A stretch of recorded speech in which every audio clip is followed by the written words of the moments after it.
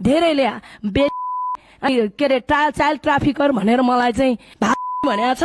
म भन्छु मलाई यति दुःख लागेको छ। आज म च्यालेन्ज दिन्छु, म तपाईहरुलाई म अहिले लाने भने हजारौं जनालाई म जेल लान सक्छु। अलिकति पढे तर यो यति राम्रो विधेयक आएको छ त्यसको लागि म के अरे धन्यवाद दिन चाहन्छु हाम्रो माननीय मन्त्रीज्यूलाई। तर यहाँ चाहिँ धेरै शब्दहरू वेश्यावृत्ति गमन भन्ने छ के अहिले यो अवस्थामा आएर पनि हाम्रो संविधानमा पनि त्यो अलाउ छैन। हामीले यो शब्द एउटा लोकसेवामा प्रयोग गर्दाखेरि हामीले पुरै विरोध गरेका थियौं। पहिला हामी महिला सांसदहरूले पुरै विरोध गरेका थियौं। अब म त्यतिखेर त उपसभामुख थिएँ, मैले कोर्डिनेट मात्रै गरेँ, मैले बोल्न मिल्दैन थियो। त्यसले गर्दाखेरि म माननीय मन्त्रीज्यूलाई यो लेख्ने पनि पुरुषै हो कि जस्तो लाग्यो के हरेक ठाउँमा खालि वेश्यावृत्ति भन्ने यस्तो शब्द आइरहेछ। यसलाई चाहिँ हटाउन म अनुरोध गर्न चाहन्छु र मेरो संशोधन पनि मैले हाल्दैछु। त्यतिखेर मैले दफावार नै मैले त्यो बोल्ने छु र म यही सन्दर्भमा के भन्न चाहन्छु भने अहिले यसको प्रकृति एकदमै नयाँ तरिकाले गएको छ। त्यसमा चाहिँ राज्यले पुरै ध्यान दिनुपर्छ विभिन्न तरिकाले। यहाँ चाहिँ महिला मात्रै होइन पुरुषलाई पनि हामीले प्रोटेक्सन गर्नुपर्छ। धेरै युवाहरू धेरै बालकहरू पनि, त्यसले गर्दा चाहिँ हामीले सबैलाई समेटेर चाहिँ यो विधेयकलाई अगाडि बढाउनु पर्छ।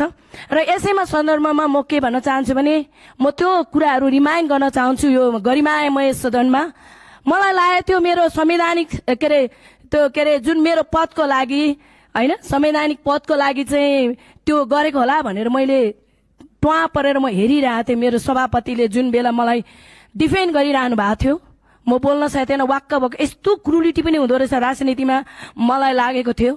तर आज यो गरिमामयमा पनि मैले एउटा नेमापति गर्दाखेरि मलाई हाम्रा आफ्नै आदिवासी महिलाहरू साथीहरूले पनि धेरैले बेसे अनि के अरे चाइल्ड ट्राफिकर भनेर मलाई चाहिँ यो थुप्रै सामाजिक सञ्जालमा मलाई लेखेको छ। मलाई यति दुःख लागेको छ। आज म च्यालेन्ज दिन्छु, म तपाईहरुलाई म अहिले लाने भने हजारौं जनालाई म जेल लान सक्छु। तर म गर्दिन। म एक पैसा पनि सरकारको मेरो नाममा म यो खर्च गर्न चाहन्न। तर म चुनौती दिन्छु, तपाईले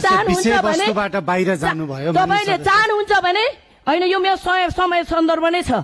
मलाई अहिले यो नेशनल मलाई इन्टरनेशनल पनि भनेको छ, भालु पनि भनेको छ। म भन्छु तपाईहरुले मलाई नेशनल पनि मलाई प्रयोग गरेर के अरे चुनौती दिन्छु, मलाई प्रमाणित गरेर देखाउनुस्। मैले कति जनालाई लगाएको छु प्रमाणित गरेर देखाउनुस्। नभए यसरी चाहिँ मान्छेलाई चाहिँ झुटो आरोप लगाउनु पाइँदैन। आज म यही सभामा बसेर म आफ्नो डिफेन्ड गर्दैछु। हरेक के अरे नेपाली महिलाहरूलाई चाहिँ जुन मान्छेले चाहिँ के अरे कुराहरू गर्नुभएको छ र म निरीह देखिरहेको छु। यो सभा पनि मलाई कति पीडा भएको छ भन्ने कुरा मलाई नि थाहा छ। त्यो जसलाई पीडा भएको हुन्छ त्यही हो। र मेरो मान्य ज्यू हर्क साम्पाङज्यू लिडर, म उहाँलाई यति मान्ने मान्छे पनि हो। मैले त उहाँको ढुङ्गा बोकेर आएको छु। त्यसकारण तपाईको साइबर आर्मीहरूलाई चाहिँ भन्नु होला। धन्यवाद। माननीय सभामुख महोदय, पूर्व वक्ता माननीय ज्यूले मेरो नामै उच्चारण गरेर रोस्टमबाट के भन्न खोज्नु भएको हो, तपाईको सेना के भन्नुभयो। म तपाईँ जस्तै एउटा सांसद हुँ, मेरो कुनै सेना फेना केही पनि छैन है। म तपाईँ जस्तै पब्लिकको आवाज उठाउने एकजना व्यक्ति हुँ। अब कसले कुन पब्लिकले के भन्छ कता के भन्छ भन्ने कुराको ग्यारेन्टी म लिन सक्दिनँ। पब्लिकसँग जुझ्ने हाम्रो काम होइन, पब्लिकको आवाज बुलन्द गर्ने, आवाज उठाउने त्यो काम चाहिँ हाम्रो चाहिँ नि कर्तव्य जस्तो लाग्छ मलाई। र त्यो खालको शब्द आगामी दिनहरूमा कोही कसैले पनि, हामी यहाँ मुद्दा वाइज तरिकाले कुरा उठाइराखेका हुन्छौँ, कोही कसैलाई हामीले दोष्न पाउँदैनौँ, दोष हुँदैन। कसैको नाम उच्चारण गरेर